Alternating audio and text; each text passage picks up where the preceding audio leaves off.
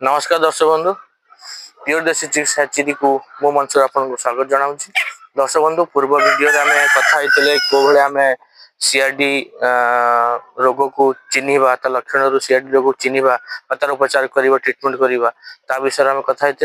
आज का टॉपिक कौन ना आज का टॉपिक प्रॉपर वैक्सीनेशन आम कुकुड़ा मान को आम छुआ मान को ब्रूडिंग रे जो 21 दिन रोचंती कि 30 दिन 7 दिन रोचंती प्रॉपर वैक्सीनेशन केमती कंप्लीट करा जीवो ता प्रोसेस कौन आज से विषय आम जानिबा। तो ठीक है दर्शक बंधु देरी न करी आरंभ करबा हम टॉपिक। दर्शक बंधु बेसिकली आम बहुत चाषी भाई भाई भौणी मानकर कॉल हमको आसूची कि वैक्सीन तो आम करूचु किंतु कुकुड़ा मोर्टालिटी होउची ब्रूडिंग रे मोर्टालिटी होउची कि बड़ हला परे रानीखेत रोग होउची हला परे मोर्टालिटी हे जाउची कम वैक्सीनेशन तो हम करूचु किंतु सक्सेस काहे होउनी। तो बहुत किसी टेक्निकल जिनस ता भीतर अछि जा विषय आज वीडियो रे हम जानिबा टेक्निकल जिनस गुरा कोन। तो सर्वप्रथम जेते बेले गोटे छुआ हैच आउट होगी बाहर आम मेरेक्स कर सेम डे रे तापर 7 दिन भीतर आम लाशटा कर 14 दिन भीतर आम आईबीडी गोबर कर पुणी 21 दिन लाशटा बुस्टर कर एमती रोचे फाउल फक्स 40-45 दिन भीतर आरटू भी 60-70 दिन भीतर आम कर।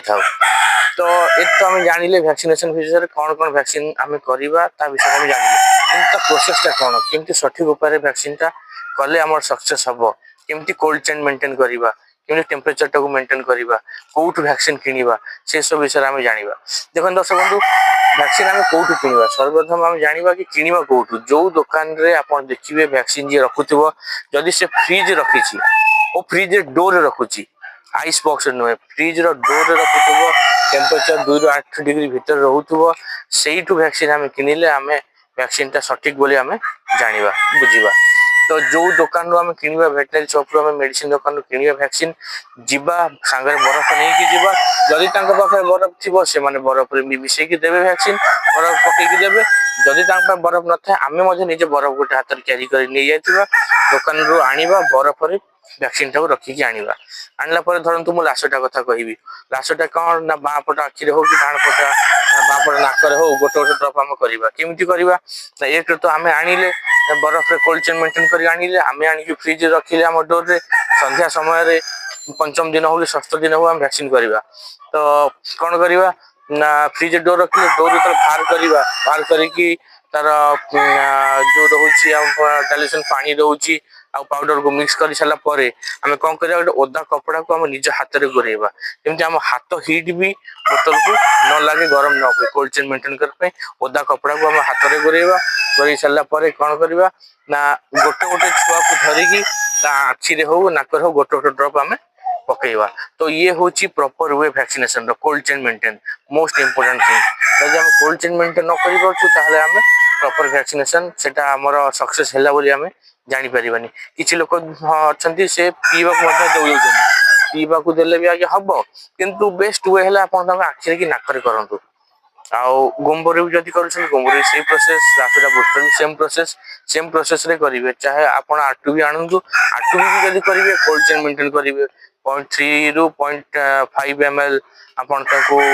इंजेक्ट करेंगे लेग पीस हो कि विंग्स हो डेणारे जो मांसपेशी जो मसल कहते हैं आईएम इंजेक्शन रोचे मांसपेशी देवे। तो प्रॉपर जदि वैक्सीनेशन न कर कुकुड़ा रखिंट स्पेशली रानीखेत आप 50 टଙ୍କା आप वैक्सीन 100 कुकुड़ा को आप देपारे यदि आप प्रॉपर वैक्सीनेशन फॉलो न कर 50 टଙ୍କା आप कहते हाँ कुकुड़ा तो मोर तो बायोसिक्यूरिटी मु मेंटेन करुँची फॉलो करुँची मोर कौन आवश्यक ये कर वैक्सीन कर किंतु यही आपंकर टी अवहेला 50 टଙ୍କା जिनस खर्च न करवा टी अवहेला करने हुए तो पूरा फार्म सफा हो पारती जीरो हो पारती मोर्टालिटी होगी। तो यही सब छोट छोट जिनस आम लक्ष्य करवा आउ प्रॉपर वैक्सीनेशन फॉलो करवा जेहेतु आम गोटे प्रोफेशनल फार्मिंग करुचु तो वैक्सीनेशन को आम एड़े देवा नहीं सेटा गोटे most important part of a poultry farm आउ बहुत किछि निर्भर करे वैक्सीनेशन ऊपर प्रॉपर आम जदि आम अंडा प्रपोज कुकुड़ा रखुंट वर्ष वर्ष धरी रखुंट अंडा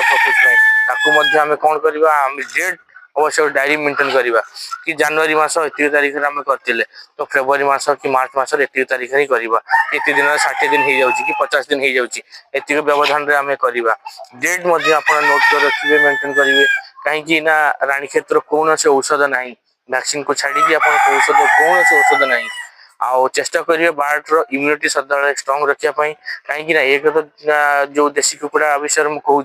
आम जेहेतु देशी फार्मिंग देशी कुकुड़ा विषय कहूँ इम्यूनिटी सदा हाई ही रहे तथापि इम्यूनिटी आहरी बुस्ट करने आम विटामिन ई विटामिन सी व्यवहार कर जेहेतु शीत दिन टी रसुण देशी उपचार व्यवहार कर सब जिन व्यवहार कर प्रॉपर वैक्सीनेशन फॉलो करवा गोटे सक्सेस चाषी होगी देखा आउ सक्सेस चाषी हेले आम बहुत आग को अपॉर्चुनिटी रोचे आम जब प्रॉपर गाइडलाइंस फॉलो करवा बहुत अपॉर्चुनिटी बड़ बड़ अपॉर्चुनिटी रोचे